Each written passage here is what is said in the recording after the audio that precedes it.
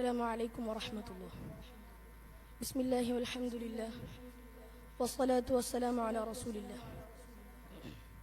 പ്രിയരെ, 2024 MQF-ന്റെ ഈ വേദിയിൽ അല്പം സംസാരിക്കാൻ അവസരം ലഭിച്ചതിൽ നാഥനെ സ്തുതിക്കുന്നു. അൽഹംദുലില്ലാഹ്. മാനവരാശിയുടെ വിമോചനത്തിനായി പ്രപഞ്ചനാഥനയച്ച പുണ്യവചനങ്ങളാണ് വിശുദ്ധ ഖുർആൻ.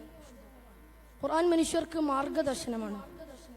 അത് പൂർണ്ണാർത്ഥത്തിൽ ഒരു ശാസ്ത്രഗ്രന്ഥമോ ചരിത്ര ഗ്രന്ഥമോ അല്ല.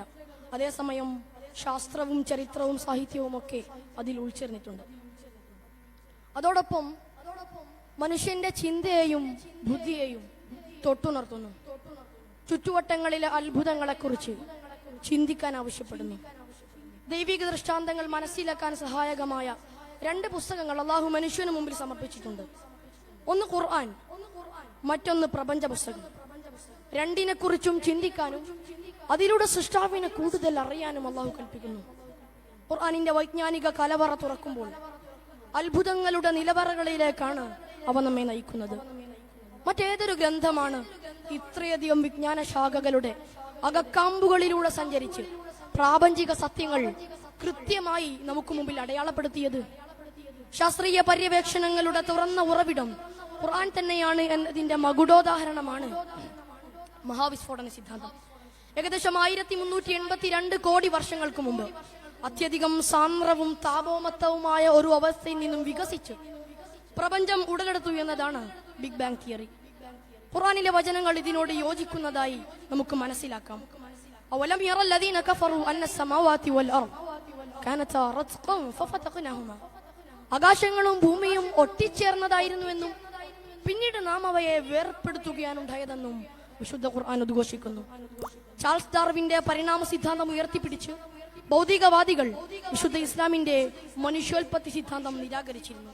എന്നാൽ ജനിതക ശാസ്ത്രത്തിന്റെ പഠന പുരോഗതിയുടെ ഫലമായി മനുഷ്യൻ പരിണമിച്ചുണ്ടായതല്ല എന്ന വസ്തുതയിൽ ശാസ്ത്രത്തിന് എത്തിച്ചേരേണ്ടി വന്നിട്ടുണ്ട്. ഇന്നാ ഖലഖനാകും മിൻ ദകരിൻ വ ഉൻസ. നിങ്ങളെ നാം ഒരാണിൽ നിന്നും ഒരു പെണ്ണിൽ നിന്നും സൃഷ്ടിച്ചിരിക്കുന്നു എന്ന ഖുർആനിക വീക്ഷണവും ലോകത്ത് ഇന്ന് അധിവസിക്കുന്ന 8.2 ബില്യൺ മനുഷ്യരുടെ മൈറ്റോകോൺട്രിയൽ DNA ഒന്നു തന്നെയാണെന്ന വസ്തുതയും നാം കൂട്ടി വായിക്കേണ്ടതുണ്ട്. മനുഷ്യന്റെ ഭ്രൂണാവസ്ഥയിലുള്ള വളർച്ചയുടെ സൂക്ഷ്മമായ ഘട്ടങ്ങൾ വരെ ഖുർആൻ ഉദ്ഘോഷിക്കുന്നു. നോക്കൂ, ثم خلقنا النطفة علقة فخلقنا العلقة مضغة فخلقنا المضغة عظاما فكسونا العظام لحما ثم أنشأناه خلقا آخر. പിന്നെ നാം അവനെ ബീജഗണമാക്കി ഭദ്രമായ ഒരിടത്ത് സ്ഥാപിച്ചു. അനന്തരം നാം ആ ബീജത്തെ ഭ്രൂണമാക്കി മാറ്റി. ഭ്രൂണത്തെ മാംസക്കട്ടയാക്കി, മാംസത്തെ എല്ലുകളാക്കി, എല്ലുകളെ മാംസം കൊണ്ട് പൊതിഞ്ഞു. പിന്നീട് തീർത്തും വ്യത്യസ്തമായ ഒരു സൃഷ്ടിയായി നാം അതിനെ വളർത്തിയെടുത്തു. സൂറത്തുൻ നബയിൽ അലം നജ്അലിൽ അർള മിഹാദാ വൽ ജിബാല ഔതാദാ. ഭൂമിയെ നാം മെത്തയാക്കിയില്ലേ, പർവ്വതങ്ങളെ നാം ആണിക്കല്ലുകളാക്കിയില്ലേ. ഉരുൾപൊട്ടലുകളിലും പ്രകൃതി ദുരന്തങ്ങളിലും മനസാക്ഷി മരവിച്ചു നിൽക്കുന്ന ഇക്കാലത്ത് മേൽചോദ്യങ്ങൾ എത്രമാത്രം അർത്ഥവത്താണ്. ഈ ബൃഹത് പ്രപഞ്ചത്തിലെ ഗോളങ്ങളുടെ സഞ്ചാരപഥം മുതൽ ആകാശം, വായു, സമുദ്രം, ജീവജാലങ്ങൾ, അചേതന വസ്തുക്കൾ തുടങ്ങി സകല പദാർത്ഥങ്ങളെയും ഖുർആൻ പരാമർശിക്കുന്നു. ഇത്രയും കൃത്യമായി പ്രപഞ്ചത്തെയും അതിസൂക്ഷ്മമായി മനുഷ്യനെയും അവന്റെ വിരലടയാളം വരെയും വരച്ചു കാണിക്കാൻ ലോകത്ത് മറ്റേതെങ്കിലും ഗ്രന്ഥത്തിന് കഴിഞ്ഞിട്ടുണ്ടോ? ശാസ്ത്രം കാലാതിവർത്തിയല്ല. ഇന്നത്തെ ശാസ്ത്രം നാളെ മാറ്റത്തിന് വിധേയമാകാം. എന്നാൽ ദൈവിക ഗ്രന്ഥം മാറ്റങ്ങൾക്ക് അതീതമാണ്.